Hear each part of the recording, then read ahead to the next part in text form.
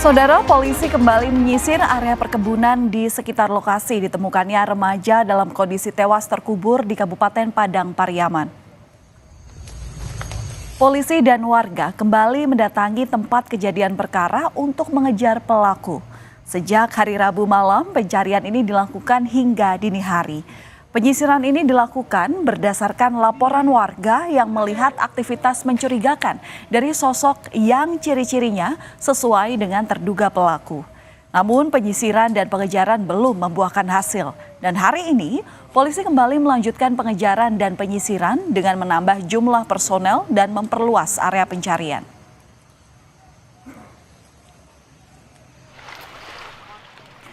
Sebelumnya, polisi menerjunkan anjing pelacak untuk menelusuri jejak di tempat kejadian perkara.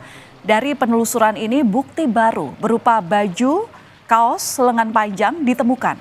Kaos berwarna hitam itu diduga merupakan pakaian yang dipakai oleh korban berinisial NKS. Anjing pelacak juga memetakan jalur jalan yang diakses terduga pelaku menuju jalan utama Padang Bukit Tinggi sebelum akhirnya melarikan diri. Kita diperbantukan dengan K9 dari Ditsamapta Polda Sumbar. Hari ini untuk bisa mencari barang bukti yang dipakai oleh korban yang saat ini belum ditemukan. Ya, semoga aja nanti bisa mendapatkan hasil yang sesuai dengan apa yang dipakai oleh korban. Selama pencarian ada temuan atau gitu? Tadi udah ada beberapa jenis pakaian yang kita nanti konfirmasi ke pihak keluarga. Saudara, sosok yang diduga korban terekam sebuah video amatir oleh warga. Korban di sini terlihat sedang menjajakan gorengan. Peristiwa ini diduga terjadi pada awal September sebelum korban ditemukan tewas pada 8 September silam. Sementara itu kakak korban memastikan baju yang ditemukan sebagai petunjuk baru merupakan pakaian yang terakhir kali dipakai oleh korban.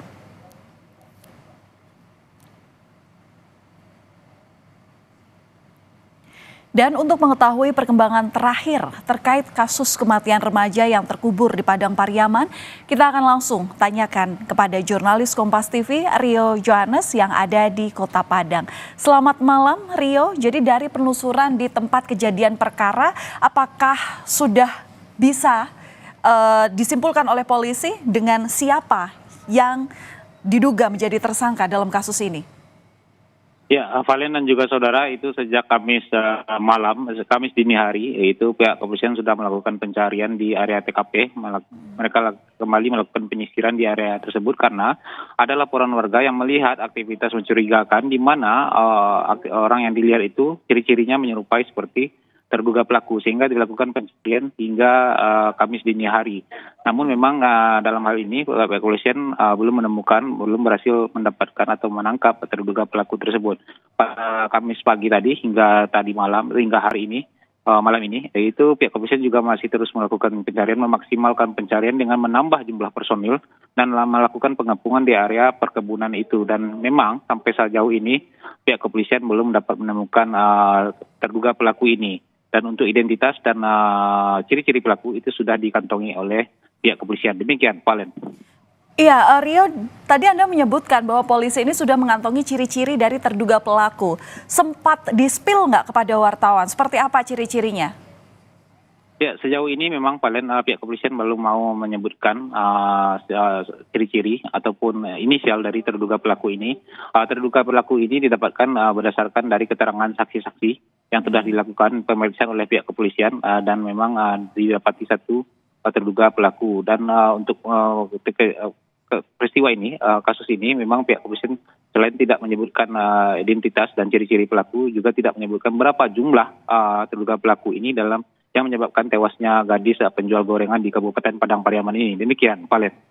Oke, ciri-ciri memang sudah dikantongi, tapi kemudian yang jadi penasaran adalah seperti apa bukti-bukti yang kini sudah dipegang oleh polisi. Karena kita tahu pasti setelah kejadian ini terungkap pada tanggal 8 September, pasti penyelidikan ini terus dilakukan oleh polisi. Gimana, Rio?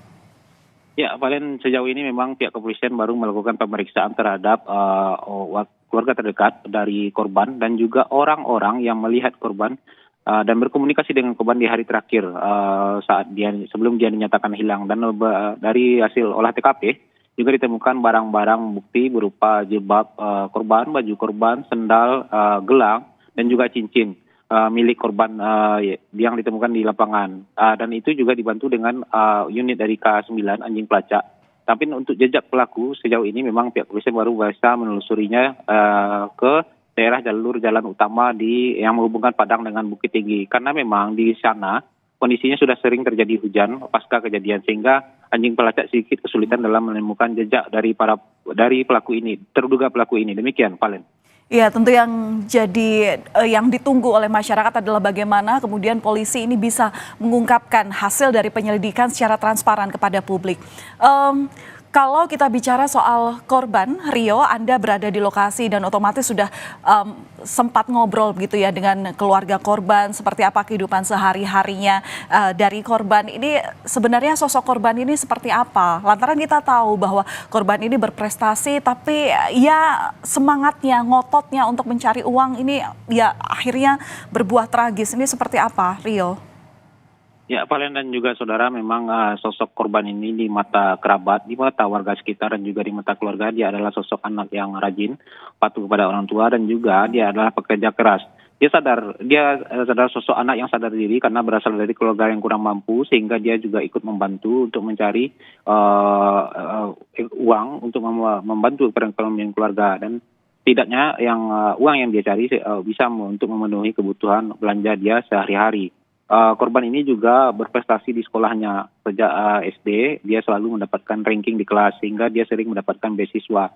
Dan pada tahun ini pun dia mendapatkan beasiswa KIP di salah satu universitas swasta di Kota Pariaman dan dia sejauh ini dari informasi yang disampaikan pihak keluarga, dia tengah gencar giatnya bekerja, tidak hanya menjual gorengan, bahkan dia juga mau menjadi kuli panggul untuk mendapatkan uang karena dia membutuhkan laptop. Dia ingin membeli laptop untuk menunjang proses perkuliahannya nanti.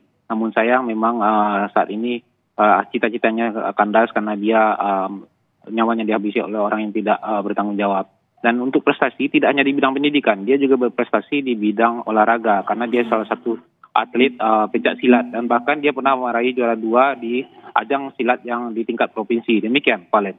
Baik, terima kasih atas laporan Anda, Rio Johannes langsung dari Padang. Kita doakan bersama agar polisi segera menemukan titik terang daripada kasus ini sehingga bisa membuat keluarga lega dan yang penting bertanggung jawab untuk kemudian mengungkapkan hasil penyelidikan dari kasus ini kepada publik. Terima kasih atas laporan Anda.